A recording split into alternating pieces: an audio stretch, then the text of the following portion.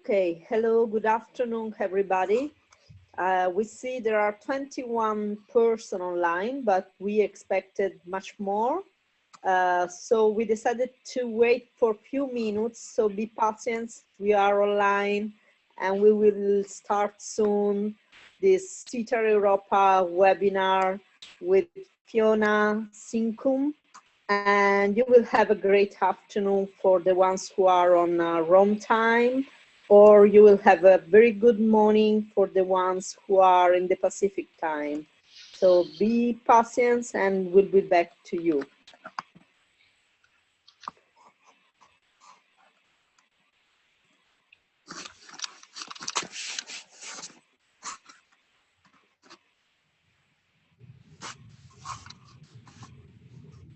It's up to you, Maura, of course.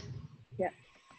The moment we start. I will leave you the words. Just I want to remind to the ones that are present that you are all on a mute modality, which means that in order to interact, you have to write on your chat, on the bottom or on the top of your screen.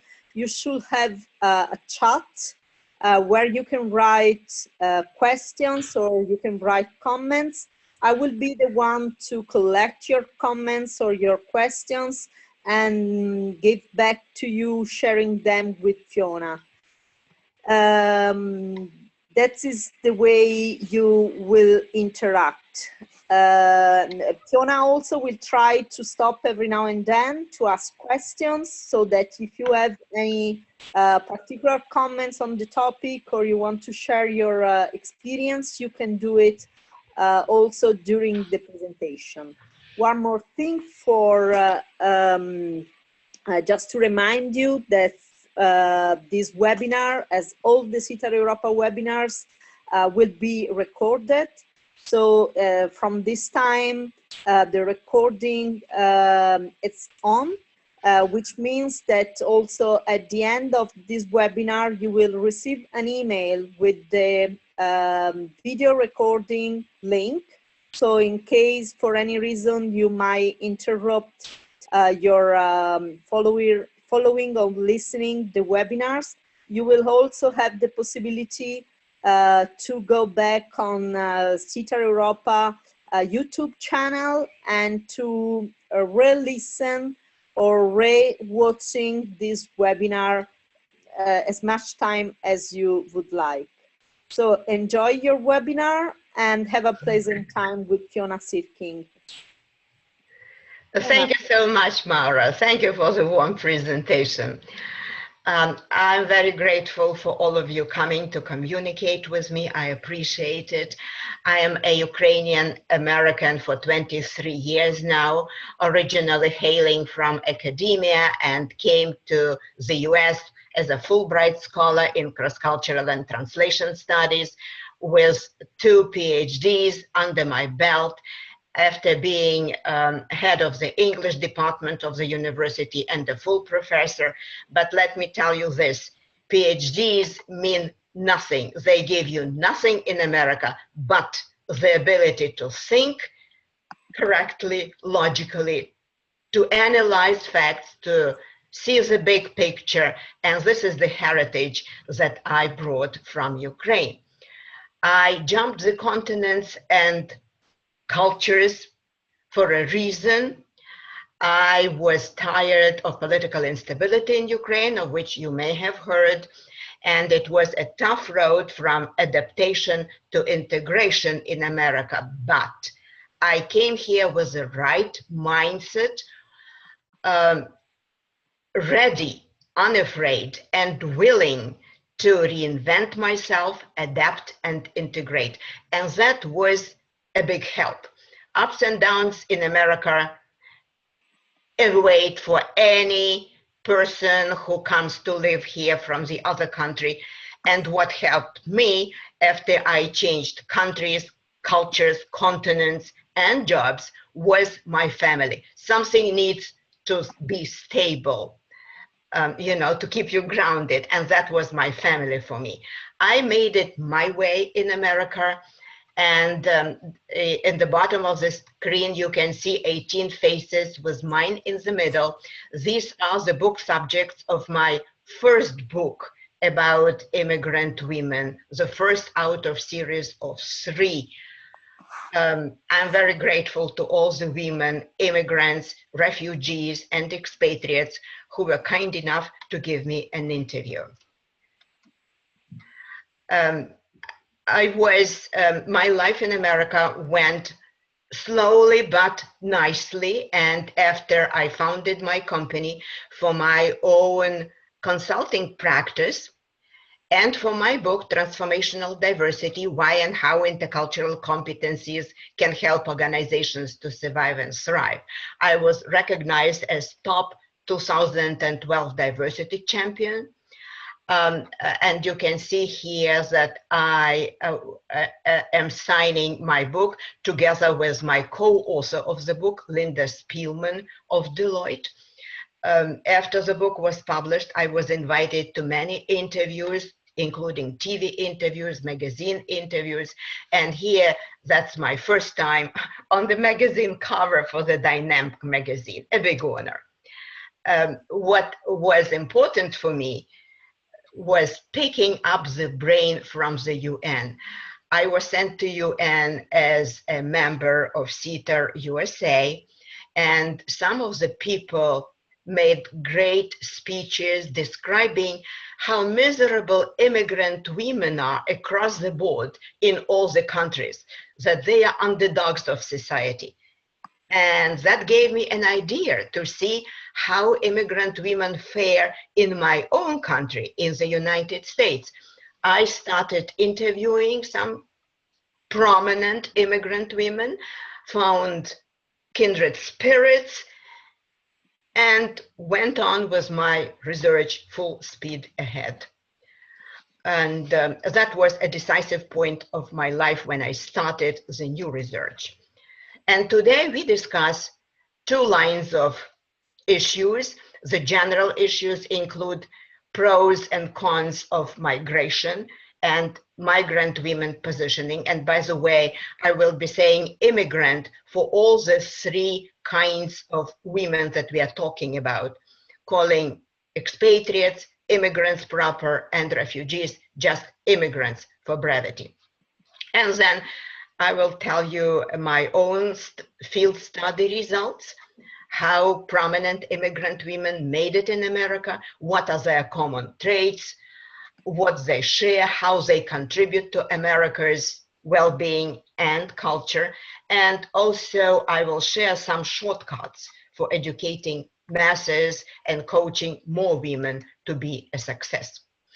Here's the relevance of the topic. It's indeed a very important topic because the US remains the most popular destination in the world for 138 million potential immigrants, according to a Gallup poll. The immigrant women in the United States are a very important diversity demographic. They constitute over 13% of all female population. They are very creative and entrepreneurial. In fact, 13% of them start their own businesses, more than native-born women. They are very highly educated. 11.8% of immigrant women carry master's and PhD degrees as compared to 10.4% of the native-born women. However, women in America, the new women in America, face tremendous challenges, culture and language challenges, and culture and language liabilities make them really the underdogs in the culture, with little leverage for women and plenty of prejudice against immigrants at large. The US is only number 17 on the Economist Glass Ceiling Index. That's how women are positioned here. So the bottom line of this is know before you go. When you want to move to America or to any other country, learn as much as you can. learn more about social and business practices, and this gives you better chances for success. I love this quote from Winston Churchill. He was speaking about the war, but it is equally applicable about immigration. Success is never final. Failure is never fatal. Courage is what counts. And it is so true. Courage is what counts. So let's talk about migration pros and cons in brief, and I will exemplify them on the case of Ivana Trump, one of the prominent women in my book. The pros of immigration are very clear.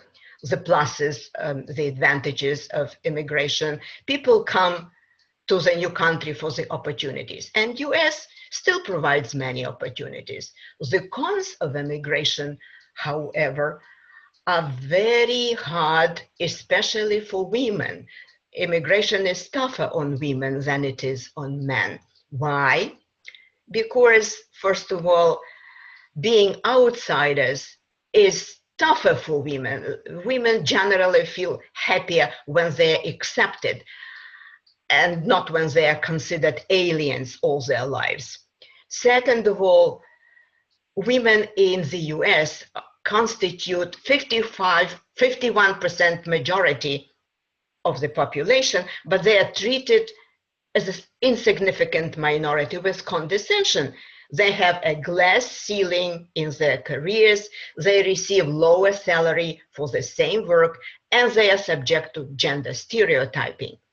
The working mothers, being a working mother creates major inconveniences for some employees, and this is not only in the US, and also speaking English with an accent or speaking broken English really puts you in a very vulnerable position. You need to think what you want to do. The best profession is engineer or informational technology. That's what my women say, because you do not have to speak. Your work speaks for you. Now, talking of Ivana, of course, she arrived at the United States on a white horse, so to speak. She married a very, very rich American, and he showcased her in the high New York society, but she was gender stereotyped as everybody else. She was very talented, and Don appreciated it and put her on top of his big enterprise, Trump Casino in Atlantic City. She made this casino from lower bottom to the one of the two top casinos in the whole region. And when a prominent CNN journalist came to interview her, she noticed a little frame on the wall with $1. She asked Ivana, "What is this?" And Ivana said, when the board of the company asked Trump why he is putting me as a CEO, chief executive officer, a very top position, he said, "Don't worry, I pay her only $1 a year and all the dresses she can buy." And the journalist was really appalled because this is such an evident gender stereotyping and diminishing Ivana's business skills. What we can learn from Ivana is a lot. She was able to pick her up after the scandal and the divorce. She started her own company using the skills she learned from Donald, and she penned 3 books, which became the bestsellers, the New York bestsellers. So she was doing just fine. Now, many people have lots of misconceptions about what do immigrant women bring to the table, who is coming to dinner. Nobody can imagine that it is strong womankind who is coming to dinner, and what they bring to the country is jobs, because they start many companies and give jobs to other Americans. They bring global mindset, and they bring true grit, great tenacity, great perseverance. For example, Whaley Dye started her company called Marvel, Fabless Semiconductors. She now has 7,000 employees all over the world, 3,000 employees in the US. This first lady on the left, Hilda Ochoa Brillenbrook, came with a little son from her failed marriage, studied at Harvard, worked at World Bank as an analyst, then started her own company. And within a year, her company had 100 employees. The lady in the middle comes from Croatia. This is Maja Strela Migoti. She started working for a great Swedish company, and they transferred her because she was a success everywhere, from Croatia to Sweden to Spain to Australia, then to the US. Many people in the Silicon Valley were coming to Maja to ask her share her practices, how to manage the company, how to spur innovation in the company, because she had her own secrets. She had her global mindset. She had new experiences that were unknown in America, and she brought it to the table. The last lady on the right is Veronica Montes from Mexico, and she is a real true grit, a daughter of a very poor immigrant mother who came from Mexico City to Los Angeles to give more opportunities for her kids. She started very, very low, but was able to do the college, to get BA, to get master's, to get a PhD, to do the postdoc, and is now a professor at one of the colleges at Pennsylvania. I just admire her because she started very, very low and was able to pick herself up. Fiona, any questions to this end? Comments. We have some comments where there are some participants that they really agree with you about the stereotypes and the fact that many migrants' potential is not used, and it's so important to talk about this topic. Let's see if there are any other comments or any other question meanwhile. Thank you. There were a few comments, and I just wanted to share them with you. Thank you. Thank you, I appreciate it. Participants are really feeling your same topic. Yeah. Well, let's go on, right? What they like about America. This is a question everybody asks you when you are new to the country. That was the question Tiziana Rinaldi, a journalist from TV in New York, cable, asked me, what do you like about America? And this was the question that I asked all my immigrant women in the interviews. I selected the most typical answers here, and you may want to look at them. Nadia Comaneci, an Olympian, an Olympic champion, absolute Olympic champion from Romania, said that what she likes about America is strong work ethic and strong family ties. And in general, everybody admires the way Americans work, the way work is so central to their lives. They literally live to work. Alpha Demalash from Ethiopia likes freedom of expression and the rule of law, and also more openness in conversations exhibited by US Americans. Edwina Sandys, an artist and sculptress from England, and by the way, the granddaughter of Winston Churchill, likes friendliness and enthusiasm and the way that Americans are the can-do people. Irmgard Lafrance from Germany likes the positive attitude, Americans being unafraid to risk, and she likes the generosity of the American people. Of course, everybody likes Thanksgiving as a holiday. Now, let me just briefly say what are the common traits. I interviewed 100 people, selected 50 for my book series. The immigrant people who made it in America, the successful immigrant people, are driven and charismatic. You really need to be liked to be a success. That's the law, probably everywhere, not only in America. They are very educated, intelligent, creative, entrepreneurial, and they are philanthropical. When the immigrant women are philanthropical, they go for something big. For example, Hilda Ochoa-Brillemburg started and sponsored and still supports the Youth Orchestra of America, supporting the young musicians. What I noticed and what amazed me really was that they have no nostalgia whatsoever, but identity issues are still there, and women leverage their countries for moral support and sometimes for business ideas as well. Talking of their generosity, immigrant women are generous of heart and hand, and out of the 50 women in my book series, 12 wrote the books of their own. They have something to share with the world.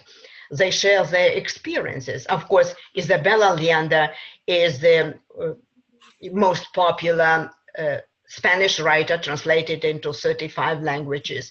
But then there are many others. Edwina Sanders wrote, well, I read 2 books with perfect English humor. On top is Lydia Bastianich. She is a restaurateur and a TV chef. She wrote 11 cookbooks. Here on bottom is Nadia Comaneci. She wrote a book, Letters to a New Gymnast. Now here you see Elena Gorokhova. She wrote excellent memoirs, very popular memoirs. The last one is called Russian Tattoo. Deborah Levine wrote many books, and some are very useful for the expatriates. She lives in Chattanooga, that's in American South. She wrote a special book welcoming and explaining how to live and work in the South of America. It's something else. Now, Ivana Trump, I told you, wrote 3 books, and the most famous one is The Best Is Yet to Come. And that became her signature phrase. In fact, she did very well after she divorced Donald. She had her own company, very successful. She had 2 more husbands, all very handsome, and so on and so forth. Anyway, here on the bottom is Lloyda Lewis, a former chief attorney for Immigration and Naturalization Service. And she wrote a book, How to Get a Green Card. It still sells well for obvious reason. Now, Anna Palacios McBride wrote a book very useful for people who jump continents and cultures. It's called Living in a Double World. And the last in the low row on the left is Svetlana Kim. She is a Korean from Russia who wrote a very interesting memoir of a refugee, White Pearl and I. Okay, Fiona, sorry to interrupt you, but we have one comment. A comment is from Alina, which is very active since she connected, and she wrote, being strange is hard, but we still can profit from it. It is important not to be a victim of the standard, normal, common people. So she emphasized the fact that migrants, women migrants, they need to accept their diversity but on the same time, they have to avoid to play the victim role. Right. This Right. is very important.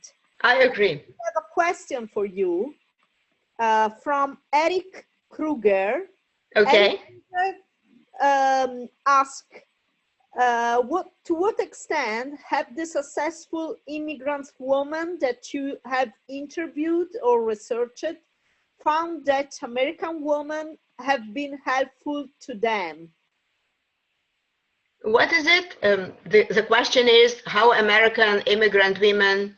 No, if the American women have been helpful with the successful immigrant woman you have interviewed, in somehow if the local American women were able to help the successful immigrants you enter in contact with. Absolutely, absolutely. And the fact is that immigrant women get a lot of support from local born women. I love how Madeleine Albright, former Secretary of State, put it, and it is true for all the women.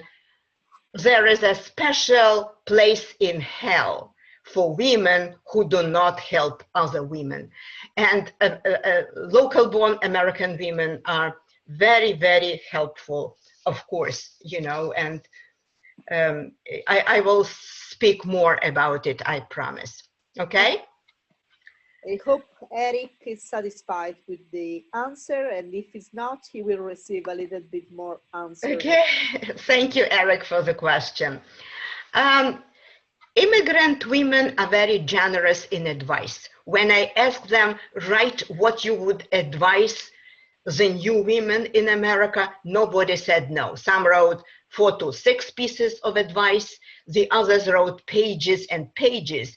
And I condensed and summarized it in this infographic, which is described in detail in my blog on my own website and also in my Huffington Post blog, how to go from fearful to fearless. The essence of it is everything you want is on the other side of fear. And how to go from fearful to fearless is explained on this infographic, which is commented in a brief video on my Facebook author page and also in the blog. This is exemplified on life and achievements of Lana Kim, who I mentioned earlier. Everybody is willing to help those who come after us. That's the point of this slide. Now, of course, the national background helps to succeed to many women. And I want to explain, giving at least several examples, how. How can we use our national, features ingrained in us to succeed in America? On the left, you see Josie Nuttery. Well, she wanted to start her own business. She didn't know how. She took the elaborately embroidered blouse from her native Philippines and brought it to Bloomingdale's. And they told her, you know what? Make this blouse longer, it will become a nightgown and we'll buy it from you. So she started the luxury lingerie brand using the cultural aesthetics of the Philippines, designs and colors and everything, and of Asia in general. Rohini Anand, the second woman on the left, comes from India. What helped her, interestingly, was the fact that she was Indian, a typical Indian. Her national descent helped her. As all or most Indians, she had an ingrained cultural sensitivity, good at languages, excellent education, logical thinking, and analytics.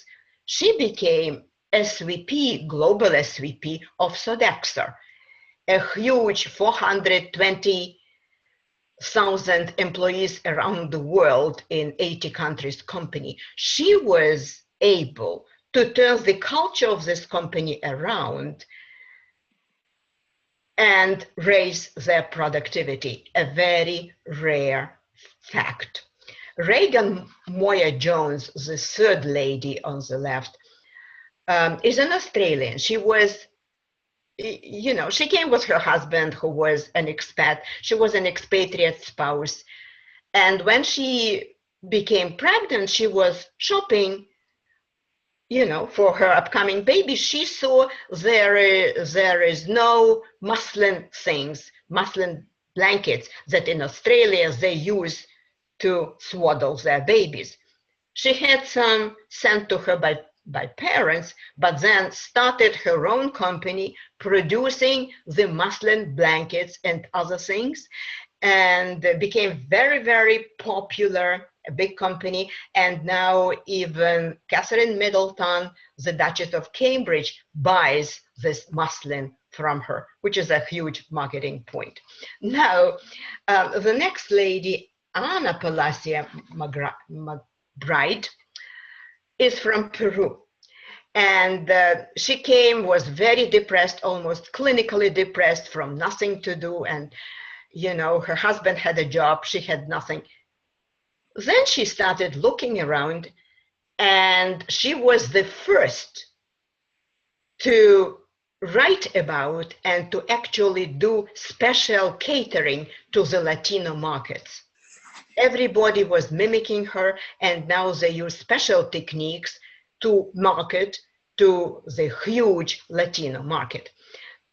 So that was her knowledge of the Latino market that she used. Now the next lady here is Ying Maguire from China. What helped her was her stellar education. She got more education. She came with education. She got more education, new BA, new masters in America. Her work ethic, Chinese work very hard, helped her, and also her knowledge of Chinese business culture, because what she is doing now is being a VP of business development of a big technological company in Austin, Texas, who are doing business with China. So she goes back and forth. Now, Irmgard Lafrance worked for a big European company, came to America after 30, and she used her knowledge of the European marketing, connecting Silicon Valley companies with European markets. It became a strong and famous PR company. And of course, Lydia Bastianich used her knowledge of Italian cuisine that she acquired from her grandma to start her first restaurants, to have many restaurants later, and become a TV chef in the end. Now, criteria for immigrant success. Well, I was writing about successful immigrants. I had to come up with some criteria. I wrote a blog about it, of women and success. In general, in America, people are obsessed about success. There are institutes for success. Lots of people are writing about success. But I loved when this quote from Booker Washington, how to measure success. Success is to be measured not so much by what one has achieved as by the obstacles which one has overcome. And I used this idea to develop the success scale from 1 to 10, where number 5 means that you achieved everything you originally planned. Number 6 is that your achievement is more than you planned. Number 6 is that your success is beyond your imagination and everybody's imagination. Number 8 is that you achieved the national success. Number 9, you got international fame. And number 10 is an abstract construct, meaning that you have heaven on earth. Well, most of my women measure themselves on this scale, saying they are on 6 to 9. But 3, and it was a surprise for me, said that I am at 10. I am at 10. You know, Nadia Comaneci said, I am used to 10. She scored 10 in all exercises in Montreal Olympics. And I am not going to give up, she said. And Alpha Demelash, after she became CNN hero for being a famous philanthropist, said, I feel I am in heaven. That means I am in heaven. And Whaley Dye said, you know my numbers, Fiona, I am at 10. Well, so much for that. I think if you have no questions, I would like to talk about a business case for immigrant creativity that I developed. Yeah, Fiona, there is one more question. Okay. Still Elena, that, well, at the contrary of Eric, that wanted to know if local women are helpful with immigrant women. Alina wants to know if immigrant women help more and better than local women. So I understand if also immigrant women, they help the local woman, I suppose. Yeah. I mean, if immigrant women, excuse me, she clarified, they are helpful with other women. So are immigrant women helpful with other women in general? Yes, yes. The answer is yes. They help other immigrant women and they help all women. This goes both ways, absolutely. And if time permits, I will be able to dwell on it in more detail, how they help, how active they are in communities, how they raise their communities from poverty, donating not only money, but also advice and mentoring. That goes both ways. They help both native-born and foreign-born women. Okay. Okay. Now, immigrant creativity. You know, immigrants are very creative, and I was wondering why immigrants are so creative. So I studied this issue, and the research in psychology says that people who are more creative than the others have double vision.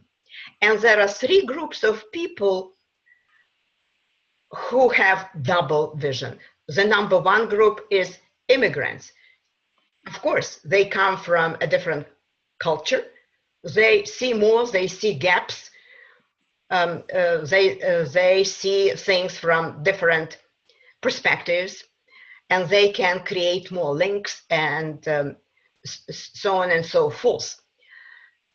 This is all explained in detail in my blog, and I provide the link because I cannot dwell about it on it in detail.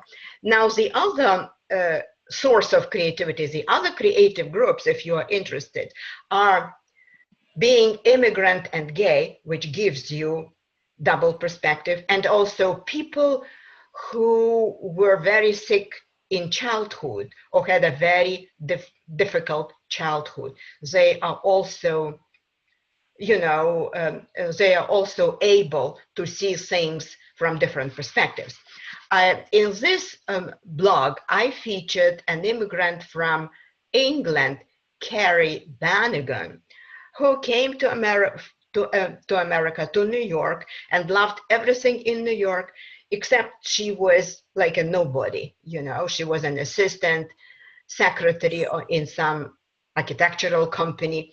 She loved fashion though, and being an immigrant, she soon noticed there is something unfair in this fair country, because the new fashion designers and the young fashion designers could not get to show their creations. They were sitting there and nobody knew about them. So she co-founded the company Nolcher, she saw this gap, you know, in the market, co-founded the company Nolcha, and they started producing the fashion shows. I attended one, wonderful, showcasing the young talent in fashion.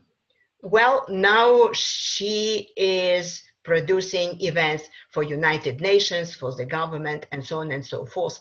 So much for business case for immigrant creativity. Thank you. Let me say something about the contributions of immigrants, of immigrant women to Americans' well-being. And there are two sides of the coin here. The first one is meritocracy versus plutocracy, and the second one, what drives their success. Now, meritocracy. Meritocracy is a system where everybody gets what he deserves by merit. And you may have heard that America was created by our founding fathers as a meritocratic system. And in fact, meritocratic system is legally enforced for the government jobs since 1882, but not for the other jobs. And of late in America, there is a widening gap between the rich and the poor. In fact, plutocracy, the top 1% get more than the rest, 99%. However, in America, it is still possible to go from somewhere in the bottom to, you know, to the top. And one of these people, one of these ladies who was able to make it is Wei Li Dai from Shanghai. She founded or co-founded with her husband and his brother a semiconductor company, Marvel, who is now the second largest semiconductor company in the world. In 4 years after they started, they were individually named.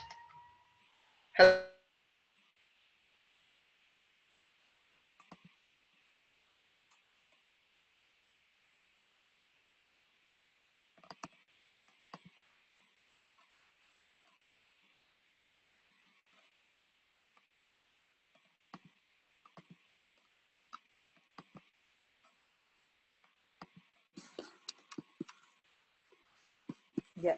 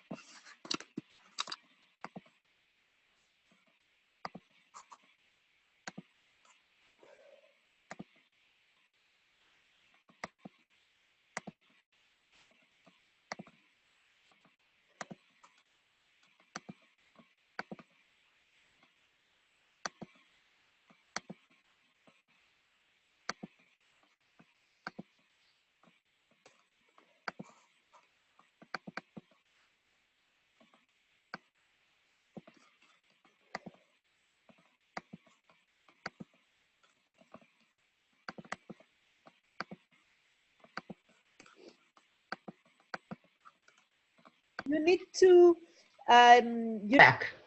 Yes, we are back. So Yeah. We are back. All right. All right. All right. I wanted to also say several words of how immigrant women contribute to America's culture in two ways. Some share their wealth. Can I just interrupt you one more time, because there was a question, just to see if you can answer to the question that came up while you are going through this part of your presentation. There is Jussara de Souza. I suppose she's from Portugal or Brazil, and she would like to know if you have any data on immigrant women that are not currently on top position? And Yes, which kind of obstacle did they face? And yes, you can share your experience and surveys about these 2 points. So yes, how many are the immigrants, women that couldn't manage to get in top position, and which right. kind of obstacles did they found? Yes, I think and the obstacles you already shared some obstacles at the beginning, particularly connected with language and the ability to communicate. Was part definitely of the right. obstacles, and then probably you have some more answer to this question. Yes, yes. Thank you for the question. Thank you for the question, and for you relating this question, Maura. There is a lot of research that I, of course, perused and studied and researched myself about general positioning of immigrant women. And the best book that I would recommend is one called Immigration and Women. It is very current. It eliminates the positioning of all immigrant women. It's a very broad research by New York University social scientists, immigration and women. And it actually says that 90% of immigrant women are very low positioned in society, hold low management positions, not only are nannies or cleaning ladies, but lower management. Then another 5% are mid-management, and 5% make it to the top. It was my thinking when I started the book that the other women, the 90% of women, do need the role models. They need the role models who would, give them the ideas of what is possible in this country, what is possible, and how to do it. That's why I made it my business to showcase, to profile the most successful immigrant women so the others could follow suit, could use them as the example who inspires them. I hope I answered the question. Immigration and Women is by far the best book on the topic that I do recommend. Thank you. Okay, shall we go on? Yes, thank you. Let's see. Yes, also Jussara Pereira de Souza, the ones that asked the question before, she thanked a lot for the answer. That's all right. Women who become rich in America give back generously. That's how they contribute to culture. For example, an refugee or asylee from Cuba, Rosa de la Cruz, became very rich, and she assembled a great collection of art, of very modern avant-garde art. And she and her husband built a 3-story building to house this collection. I've been to this house. Everybody attends for free. Everybody is given the free tour of the collection. They also provide stipends and scholarships for the young artists, for the talented school children. They send young artists and talented school children to Italy, to France, to New York, to learn from experienced artists. So that's one way to contribute to America's culture. The other way to contribute to America's culture is to be an artist, right? And Edwina Sanders is a great artist. And what's interesting about her is she is a feminist artist. Just to name a few of her works. One is Krista, a sculpture, a bronze sculpture of female Christ. I saw it in the museum. Now it is showcased in one of the churches in New York. And the other one is Marriage Bed, which is just a simple bed with nails sticking up, sharp ends up. Well, there are many more, and of course, a great way to contribute to America's culture is to write a book, and I mentioned already that, right? Now, what's interesting and important for us interculturalists is how we can educate and coach more women to be a success. That goes into the last question, how we can uplift the other women to be a success. It's not just giving them money. You need to inspire them to work towards success. And two ways to coach more women to success is immigrants coaching immigrants, and a more traditional one, interculturalist coaching immigrants, described in these blogs. Now, coming from Ethiopia and graduating from Harvard, Alpha Demalash started a company to uplift micro businesses of immigrants, of women, and of just very poor people, you know. And she saw that it's not enough to give them money.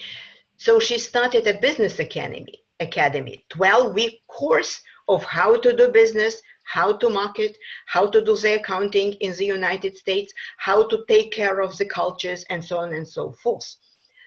The other woman, Deborah Levine, is doing a great work over her concept of marrying cultures and even religions, working in Chattanooga, Tennessee. Now, several words about strategic coaching for success. And again, more details can be found in my blog, on my website, on Huffington Post, Migration RX for Women. RX stands for recipe. It's medical term, right? When we get from the doctors, what we get from the doctors is RX. And the general way, the blueprint of coaching for success is, first of all, give the real life big picture of what is happening in this country, cultures and business-wise. Second of all, you prepare yourself with success commandments of how to make your character strong, how to cultivate character building, how to cultivate your creativity, how to cultivate perseverance. And then, of course, I recommend, because in my practice, it worked very well, give your coachees a daily dose of inspiration. American role models from immigrant ranks, how other immigrant women could make it, and so can you. The examples for coaching for success given in that blog are two ladies, both from Xerox. One is Sophie Vanderbroek from Belgium. She is now a chief technological officer of Xerox, holding 14 patents and inducted in the Technology Hall of Fame. This is huge, huge achievement. She supports immigrant women and she supports women in general. Okay, she is talking, she is coaching, she is mentoring. And it was really Sophie who recommended me to interview another lady from her own company, Hoda El-Dardiri from Egypt. And, you know, I loved really what Hoda had to say.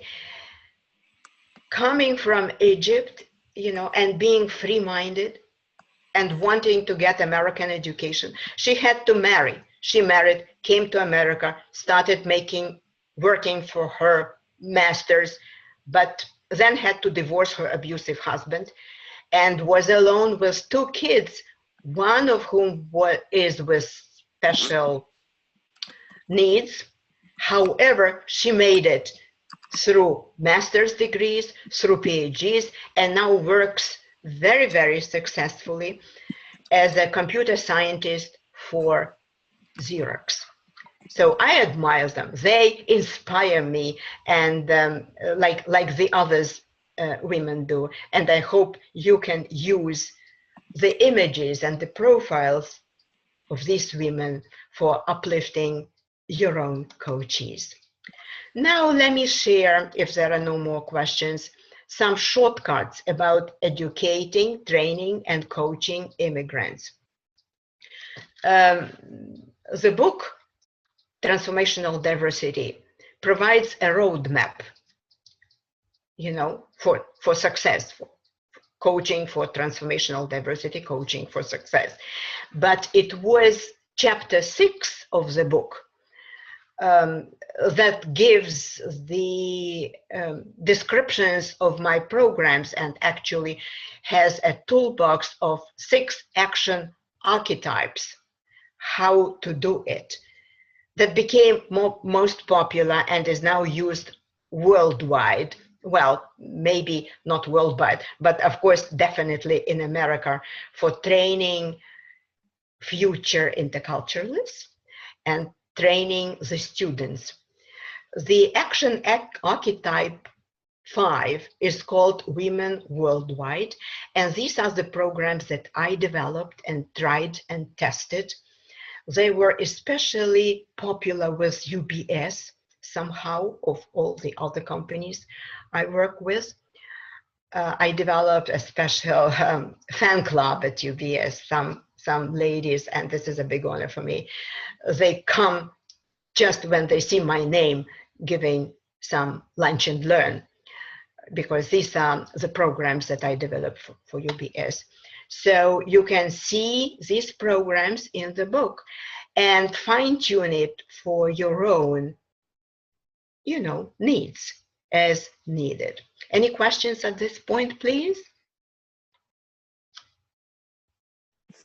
No, there are no questions for the moment. At least people were not so quick to write until now. Let's see if there will be few questions later on. Not for the moment. Yeah, this is actually the moment, and I can come back to the slides that we missed because of the blackout. So let's see. Well, this is the last slide that you see now, but yeah, we can... Participants, this is your moment. Fiona is here, still here, alive with us. So if you want to ask her anything about her job, ask her now, or otherwise you should do it by emailing her at the email you can see on the last page. But yeah, yes, we have one question. I am still alive, so take advantage. Okay, now Jessica Price just wants to know if the slides will remain alive, remain available for us. Yes, they will. Yes. That will be sent together with the registration link. And you can always approach Fiona by yourself, asking her to send you the PDF file of the presentation that she used. So you have on your screen in front of you in this moment, Fiona contacts, personal contacts and professional contacts. So approach her to keep in contact with her and to ask her, rather than the slide presentation, anything you might want, any suggestion or any experience. Well, we have many thanks. Nancy Rion, just thank you. A lot of ideas come in her mind in order to support expatriates. Thanks to your presentation, Fiona. I am very grateful. I am very grateful for your kind attention. Thank you so much, the participants, and thank you so much, Maura and SIETAR Europa, for letting me do this. This is a big honor, and I appreciate it. Fiona, there is one more question. So if you are also patient as our participants should be, in order to don't jump all together with the presentation. There is Grazia Gallini from France. She wants to know if you have any particular successful stories from Syrian women refugees. So from refugees, women refugees from Syria. Do you have any story from Syria, Fiona? No, no, not at this point. Not at this point. Okay, well, Alina, I have several book participants from Middle East. One is from Iran, the other is from Egypt, but none from Syria so far. Okay, well, Grazia, because Grazia, she will be present as well at SIETAR Italia conference on Yes. 5th and 6th May. So maybe you can approach each other. Also, Fiona will be present at the same congress, and you might have a direct talk on your common interest, although Fiona unfortunately didn't interview until this point any Syrian woman that went to US. Sorry, I was low because I was reading the other question, and thanks. Also from Claude Bourget from France as well.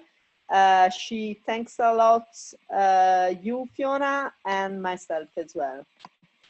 Yeah, thank you. Whoever can come to Milan, Italia, I will be there. I will be there and we can talk live. Otherwise, please don't hesitate to send me any questions to my email, which is listed here. Thank you again. Bye-bye. Okay, well, just Grazia, I don't know if you are still there. Grazia Gellini. There is Regina Suzaki from Brazil, that she has some stories from Syrian immigrants that could be glad to share with you. So yes, Grazia, thank you. If you are still there, you can contact Regina Suzaki. Well, thanks. Why is it that Fiona calls herself diversiculturalist? So this is a question for you, Fiona. How did you title yourself diversiculturalist instead of any other way? Why did you decide? You know, this is my own term. I invented it myself. You know, the typical term is interculturalist, and diversity is probably my other love. So I connected, and I came up with diversiculturalist. So in one word, to cover what I do, what my interests are, and what I write about. That's it. It's a new term, and in my old life, I was a linguist specializing in terminology. So I know how to coin terms a little bit. In my previous life, that's all I did. So here I created a new term for myself, diversiculturalist. And many people use it now. I think it's quite a good term to describe us. Okay, Fiona, I have a question for you if you still have a few minutes. Well, you told us a lot, you shared with us a lot of stories about your interviews. I would like to know if you directly coached some immigrants woman, and what was the most interesting and successful experience for you as a coach? Yes, I never said that I am a coach, but some women asked me to coach them officially or more often unofficially. How it comes, you know, it's strange. We develop friendship, we develop trust, and they ask me for advice. And I never hesitate to provide my own point of view and advice. And then they say, let's talk again. Let's cover this and that issue. And then we talk again. And I am not a officially certified coach. I don't have the documents that I'm a coach, but unofficially, I am coaching all the women who want me to coach. I interview them, we develop trust, and that goes kind of unofficially. It is also good for my books because I learn more about women, and they share with me such incredible things. I cannot write about all of those things they shared with me in the book, because some are very intimate issues. But it certainly gives me a bigger picture of their personality, a better understanding of them, and better understanding the background of their achievement, and in general of what makes women successful in this or other profession in the US and in general. Thank you so much. Okay, Fiona, thanks a lot. It was very inspiring for all of us. Thanks for your time. Thanks to be with SIETAR Europa. And definitely, I will see you in Milan on the 5th and 6th of May, together with the other people that want to join SIETAR Italia conference. Well, as you know, we will share your video recording and your slides as well with the attendees. And I wish you have a good day. I know it's morning in New York at this time, while it's afternoon for the ones who are based in the middle of Europe. Thanks a lot again for your time and for your knowledge. It was a pleasure to collaborate with you on this webinar. Take care to everybody. Thank you. And thank you so much. Thank you. Present today.